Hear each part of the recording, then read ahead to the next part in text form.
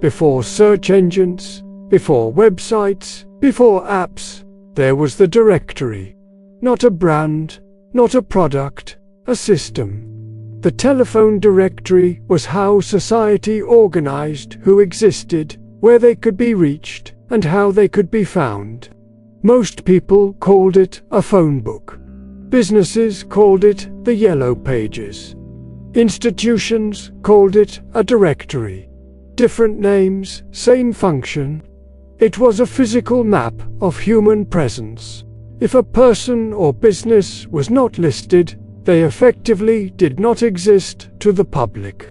Being included was not convenience, it was legitimacy. Telephone directories emerged almost immediately. After the invention of the telephone in the late 19th century, as soon as people could call one another, they needed a way to know who could be called. The first directories were simple lists, names, addresses, numbers. But as telephone networks expanded, directories became infrastructure. By the early 20th century, telephone directories and business directories were being printed and distributed at national scale. In many countries, they were managed directly by telephone companies. In others, by licensed publishers with exclusive regional rights. This exclusivity mattered. A directory was not just informational, it was authoritative. There was no alternative source, no competing index, no parallel system. If you wanted to find a plumber, a doctor, a lawyer, or a restaurant, you did not search. You looked it up. Business directories, especially the Yellow Pages, transformed listings into commerce. Businesses paid for placement, size, categories, and prominence. Entire local economies revolved around where a name appeared on a page. The directory became the marketplace. By the mid to late 20th century, the directory industry was worth tens of billions of dollars worldwide. In many regions, Yellow Pages advertising was among the most profitable segments of the telecommunications business. This was not marginal revenue, it was core.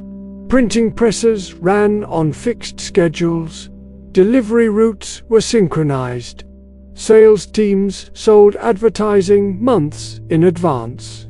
Every listing assumed something fundamental, that knowledge lived in a place, that answers were finite, that looking something up required effort. A directory did not change dynamically. It did not personalize results. It did not rank relevance.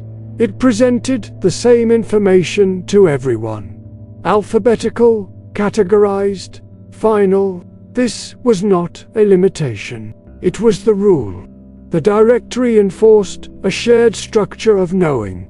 Everyone searched the same pages in the same order, using the same categories.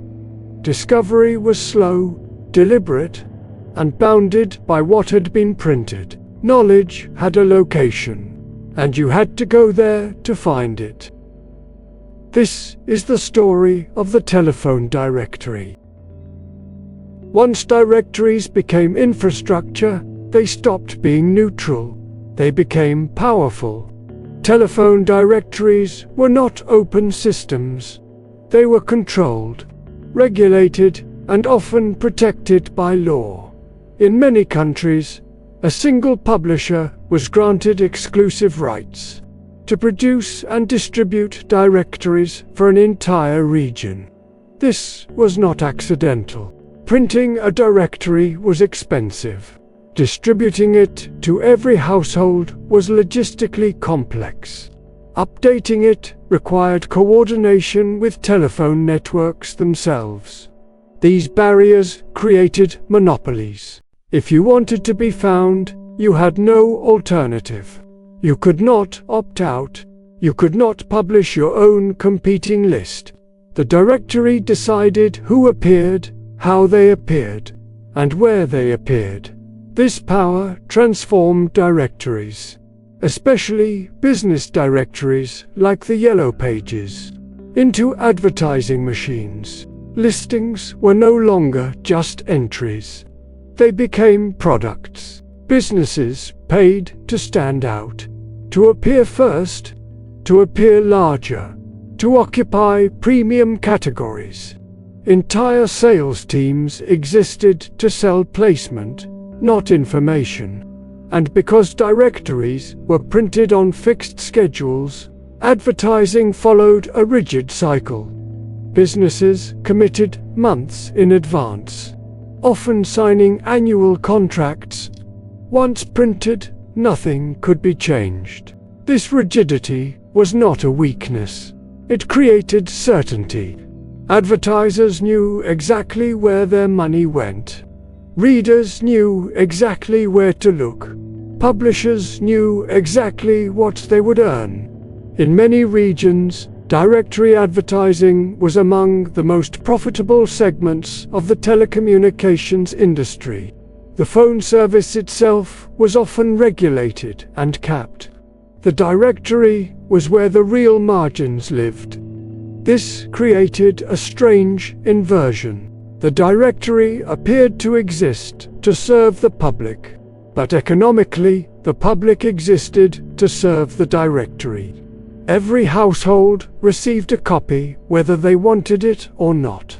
Every business felt pressure to buy space whether it worked or not. And for decades, it did work, because the directory controlled discovery. Before search engines, before websites, before social platforms, directories decided which businesses were visible and which were invisible.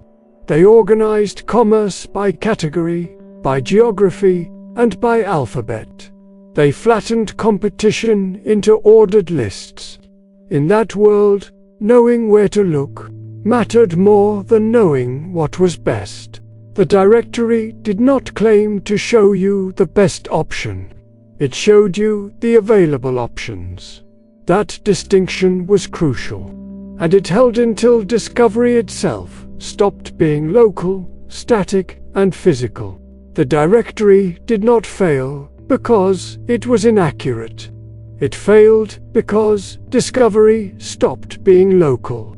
For decades, finding something meant knowing where to look. You went to a place, you opened a book, you searched inside its limits. This assumption held as long as information stayed physical. But the moment discovery became digital, that assumption collapsed. Search did not replace the directory by listing more businesses. It replaced it by removing the idea of a fixed location entirely. You no longer needed to know where information lived. You only needed to ask. Results were no longer bound by geography, categories, or alphabetical order. They were ranked dynamically, updated continuously, filtered instantly. The directory could not compete with this. Not because it was outdated, but because it was finite. Once printed, it could not adapt, it could not learn. It could not reorder itself around behavior. The strength that once made directories stable became their weakness. Search engines did not charge businesses to exist. They charged them to be found first. This changed everything. Discovery shifted from inclusion to visibility, from listing to ranking, from permanence to competition, and for the first time, businesses were no longer locked into a single directory. They could appear in multiple places. They could change daily.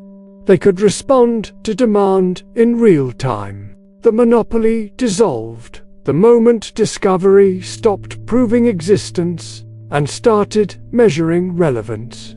Printed directories still arrived at doorsteps, but they no longer defined where attention went. The center moved. Knowledge no longer had a location. It had an algorithm. And once that happened, the directory lost the one advantage it could never replace. The directory did not disappear the moment search existed. It disappeared when search followed people. At first, discovery escaped the book. Then it escaped the desk. Finally, it escaped the place altogether. The smartphone completed what search began. Finding something no longer required intention, it required presence. Answers arrived wherever you were. Recommendations followed movement. Discovery adjusted to context. The directory could not compete with this. Not because it was wrong, but because it was immobile. A phone book waited to be opened. Search waited for nothing. As smartphones became constant companions, the act of looking something up changed fundamentally. People no longer planned discovery.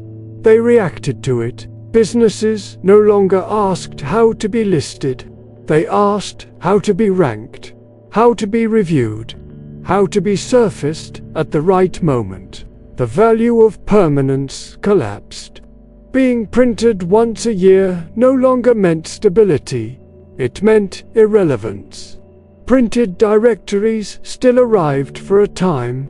They were still delivered, still stacked, still ignored. Usage didn't decline gradually, it stopped. People did not consciously abandon the directory.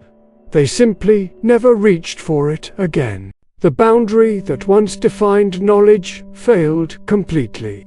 Location no longer mattered. Categories no longer mattered. Alphabetical order no longer mattered. What mattered was proximity, relevance, and immediacy. And in that world, a book that could not move had no role left to play. Despite everything, telephone directories did not vanish all at once. In some places, they are still printed, still delivered, still stacked in public buildings and apartment lobbies. Not because people rely on them, but because systems linger after their purpose ends. Directories persist where habits outlast utility, where regulations move slowly, where replacement feels unnecessary rather than urgent. For a time, they remained as symbols of access, as proof that everyone could still be listed, that no one was excluded, but inclusion no longer meant discovery. A listing in a directory did not guarantee visibility. It did not guarantee attention. It did not guarantee relevance. The role the directory once played, organizing knowledge so it could be found, had already been absorbed by something else. What remained was not infrastructure, it was residue, a reminder of a world where knowledge waited in a place, where discovery required effort, and where being listed meant being known. Today, directories survive mostly as artifacts. They are produced for completeness, not necessity, for formality, not function, for closure, not use. And when something survives only because it is still being done, not because it is needed, its role in everyday life is already over. This is how telephone directories end, not with disappearance, but with irrelevance. And once knowledge no longer needs a place to live, a book designed to hold it has nothing left to do.